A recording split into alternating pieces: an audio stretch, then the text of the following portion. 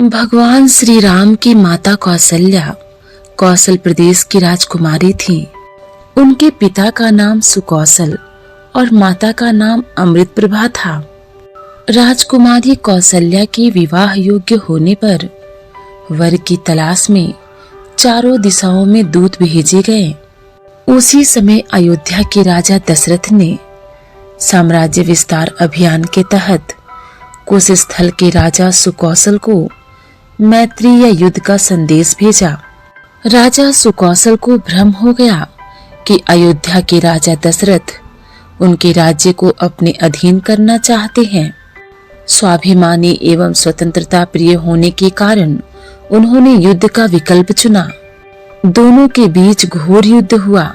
अंततः राजा सुकौशल पराजित हो गए। तब राजा दशरथ ने उन्हें अपने अधीन नहीं किया बल्कि मैत्री का प्रस्ताव रखा। राजा दशरथ के मधुर व्यवहार पर राजा सुकौशल मोहित हो गए। उन्होंने इस मैत्री को संबंध में बदलने का प्रस्ताव रखा और इसी के चलते राजा सुकौशल ने बेटी कौसल्या का विवाह राजा दशरथ से करा दिया। राजा दशरथ ने देवी कौसल्या को महारानी का गौरव और सम्मान दिया, जिसने कौसल्या की नम्रता को और अधिक विकसित किया। आरंभ से ही कौसल्या जी धार्मिक थीं। वे निरंतर भगवान की पूजा करती थीं, अनेक व्रत रखती थीं और नित्य ब्राह्मणों को दान देती थीं। पुराणों में कश्यप और अदिति के दशरथ और कौसल्या के रूप में अवतार भी माना गया है। पुराणों में कहा गया है कि प्राचीन काल में मनु और शतरूपा ने वृद्धावस्था आने पर घोर तप किया। दोनों एक पैर पर खड़े होकर ओम नमो भगवते वासुदेवाय का जाप करने लगे। उनकी तपस्या से भगवान विष्णु प्रसन्न हो गए और उन्होंने दर्शन दिए और वर मांगने को कहा। मनु ने बड़े संकोच से अपने मन की बात कही। प्रभु, हम दोनों की इच्छा है कि किसी जन्म में आप हमारे पुत्र रूप में जन्म लें। ऐसा ही होगा वत्स। भगवान ने उन्हें आशीर्वाद दिया और कहा, त्रेता युग में मेरा 7वां अवतार राम के रूप में होगा। त्रेता युग में तुम अयोध्या के राजा दशरथ के रूप में जन्म लोगे और तुम्हारी पत्नी शतरूपा तुम्हारी पटरानी कौसल्या होगी। तब मैं दुष्ट रावण का संहार करने माता कौसल्या के गर्भ से जन्म लूंगा। रानी कौसल्या राजा दशरथ की पहली रानी तथा रामायण की वह प्रमुख पात्र थी जिसने श्री राम को जन्म दिया। कौसल्या का जन्म वर्तमान के छत्तीसगढ़ में हुआ था, जहां पर आज कौसल्या मंदिर भी बना है। महाराजा दशरथ से विवाह करने के पश्चात काफी वर्षों के बाद कौसल्या ने 2 संतानों को जन्म दिया था, जिसमें एक संतान भगवान श्री राम और एक पुत्री थी जिसका नाम शांता था। शांता होनहार कन्या थी और हर कार्य में निपुण थी। शांता को युद्ध कला, विज्ञान, साहित्य और पाक कला का उच्च ज्ञान था। शांता के ज्ञान से दशरथ भी प्रभावित रहते थे। एक दिन रानी कौसल्या की बहन रानी वर्षिणी अपने पति सोमपद के साथ अयोध्या आई। राजा सोमपद अंग देश के राजा थे और उनकी कोई संतान नहीं थी। एक दिन वर्षिणी का ध्यान राजकुमारी शांता की तरफ गया। शांता की प्रतिभा और शालीनता को देखकर वे बहुत प्रभावित हुई। उनके मुख से निकला कि अगर उनके भाग्य में संतान हो तो शांता जैसी हो। इस बात को राजा दशरथ ने सुन लिया और शांता को गोद देने का वचन दे दिया। राजा दशरथ के बारे में ये बात कही जाती थी कि राजा दशरथ वचन देकर पीछे नहीं हटते हैं, उसे निभाते हैं। इसी के चलते राजा दशरथ और माता कौसल्या को अपनी पुत्री अंग देश के राजा रोमपद को गोद देनी पड़ी। इस तरह से शांता अंग देश की राजकुमारी बन गई। एक दिन रोमपद और शांता वार्ता कर रहे थे। तभी उनके द्वार पर एक ब्राह्मण याचक अपनी याचना लेकर आया, लेकिन रोमपद अपनी वार्ता में व्यस्त रहने के कारण उसकी प्रार्थना को सुन नहीं पाए और वह याचक खाली हाथ ही वापस लौट गया। इस घटना को देखकर देवराज इंद्र को अच्छा नहीं लगा। क्रोध में आकर इंद्र ने वरुण देवता को अंग देश में बारिश न करने का आदेश दे दिया। बारिश न होने से अंग देश में सूखा पड़ गया और लोग परेशान हो गए। तब इस समस्या से बचने के लिए रोमपद ऋषि श्रृंग के पास गए। ऋषि श्रृंग ने रोमपद को यज्ञ करने के लिए कहा और तब वर्षा हुई और सूखे की समस्या खत्म हो गई। ऋषि श्रृंग से प्रसन्न होकर अंगराज रोमपद ने अपनी पुत्री शांता का विवाह ऋषि श्रृंग से कर दिया। उधर शांता के बाद राजा दशरथ की कोई संतान नहीं थी। वो अपने वंश के लिए बहुत चिंतित थे। तब वे ऋषि श्रृंग के पास गए और उन्हें पुत्र कामेष्टि यज्ञ करने का आग्रह किया। इसके बाद सुमित्रा को 2 पुत्र लक्ष्मण और शत्रुघ्न हुए और रानी कौशल्या को दशरथ के ज्येष्ठ पुत्र राम की माता बनने का सौभाग्य मिला। रानी कैकेयी के भरत हुए।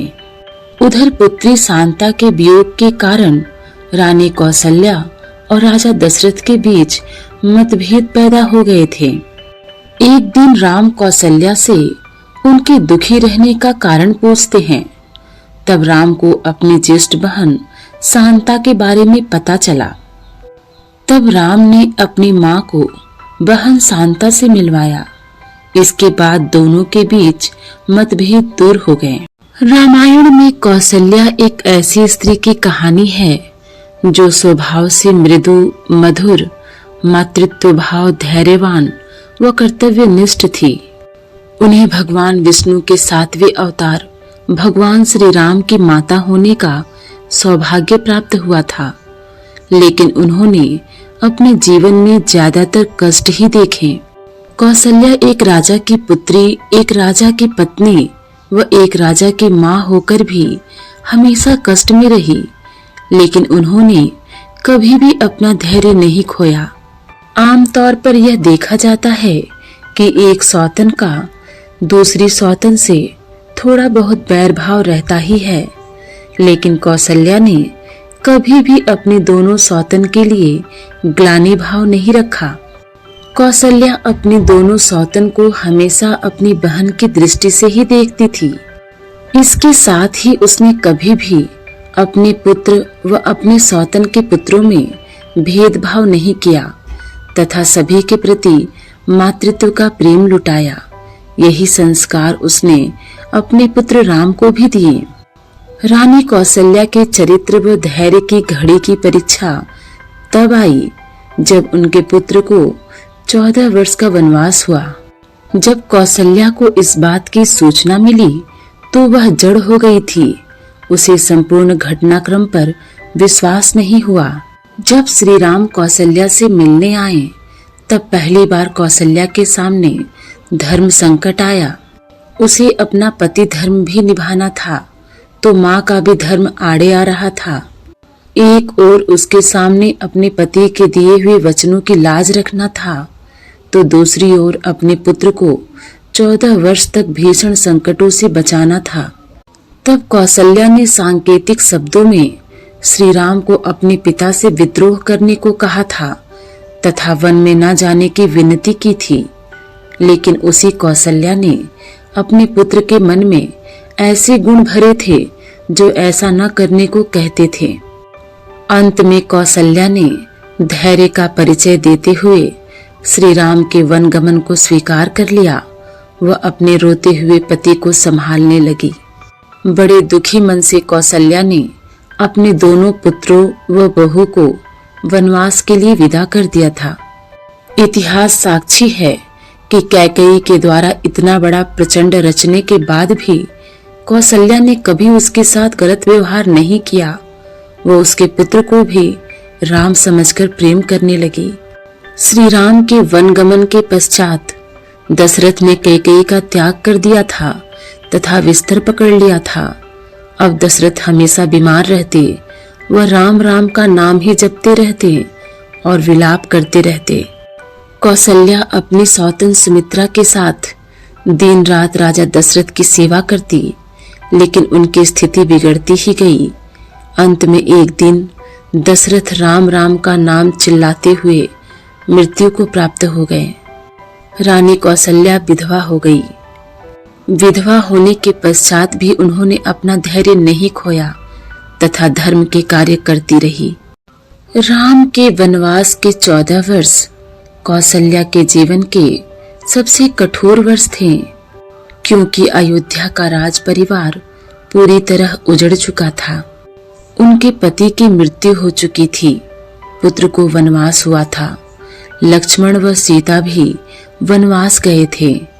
भरत प्रायश्चित करने के लिए अयोध्या के निकट नंदीग्राम में वनवासियों का जीवन जी रहे थे।